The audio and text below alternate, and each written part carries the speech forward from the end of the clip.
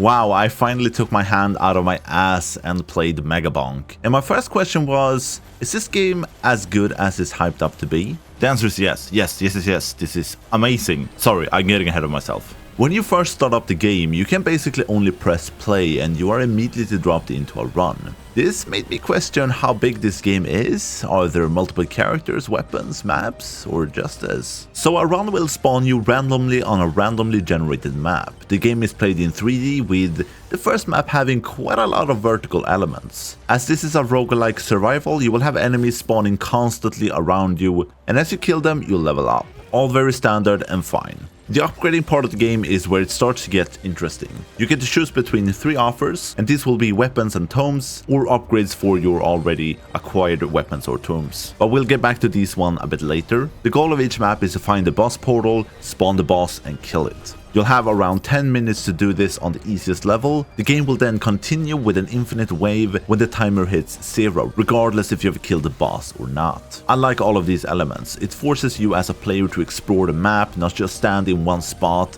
which is very easy to do in a game like this. The timer encourages a bit of haste, as well as finding the portal, but also to power up your character before fighting the boss. And then lastly, the game ends with an endless wave that gets harder and harder. Love it. As my first run concludes, a new menu piece unlocks, which is the unlocks menu.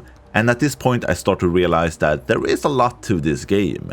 You have 20 characters, there are 29 weapons, you have a lot of tomes and items. There is a lot here to play around with, and Megabonk feels a bit like playing Risk of Rain, not only by the 3D playground, but the items and characters are similar as well. Each character in Megabonk has their own starting weapon and perk. From there you can find and equip a few more weapons during a run, depending on how many slots you have unlocked. The weapons aren't super interesting. You have a lightning staff, fire staff, sword, guns, axe, shield for reflecting, but the later weapons are definitely more interesting, but nothing too crazy here. The fun part comes in with comboing the weapons during a run. The other part of building a character is the tomes, and these are passive buffs for your character, and you can have 4 of these equipped during a run if you have all the slots unlocked. They will massively boost specific stats like area, attack speed, damage, cooldown, projectiles, and so on. It's a nice addition that gives you more control over your build during a run, because the third building block items are harder to control. With gold you get during a run, you can unlock chests. These chests will give you a random item of a random rarity. You can find these golden chests that cost nothing, a really neat addition, and you do also get chests by killing medium bosses and sometimes elite enemies. All of these items really reminds me of Risk of Rain. You get a lot of items that enhance you, but you have little control over them and what perk they give you. There is a microwave you can find to duplicate items. It will remove one of your other items on random, but it's a nice feature to see, and also stolen right out of Risk of Rain. I do like the addition of items, adding a bit of randomness to the build, definitely making it harder to perfect. You do have elements of random when it comes to weapons and tomes and upgrades for them, as you get to choose between 3 different options when leveling up.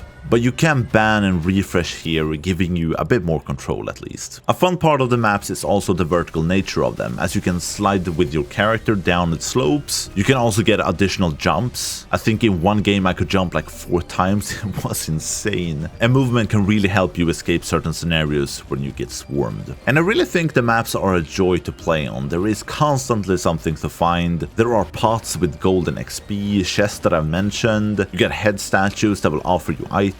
There are hidden characters. You have a boss curse statue that will spawn 2 bosses each time, but you will obviously get more XP and gold in return. The microwave for duplicating items, shrines that will give you passive buffs, and much more. It's never a dull moment in this game, and I often forget looking for the boss portal as there is so much to gather. The maps do also have their own enemies and bosses. The second map, the desert map, is less vertical, which is a bummer, but it is still a good map.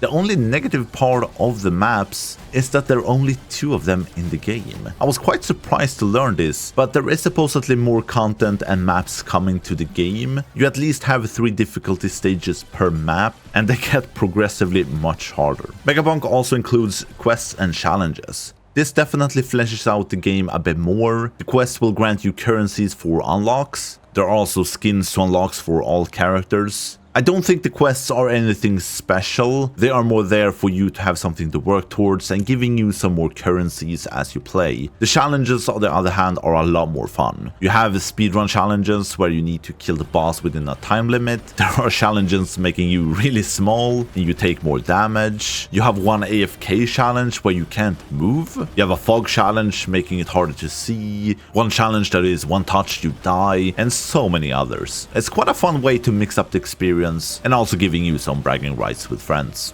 There is plenty to enjoy in this game, so many quirky characters and aspects of the game. There is a ton of build potential once you played a couple of hours and unlocked a few things. I did in the start have a hard time with the melee characters, as it feels like you're always backpedaling and the sword is hitting in front of you, making it quite hard to play these characters. But with a few more weapons like the shield, thorns, you can actually tank a bit of damage, making it a lot more fun. But without a doubt, Megabonk is dopamine heaven. The upgrading aspect of the game goes so hard and becomes crazy after a while. This is a good example of a roguelike that lets the player have fun and go nuts. The simplistic graphics has grown on me as I've continued playing the game. A very charming style that doesn't take itself too serious. And that also goes for the character design. Can't recommend this game enough. You will definitely have a blast playing this one.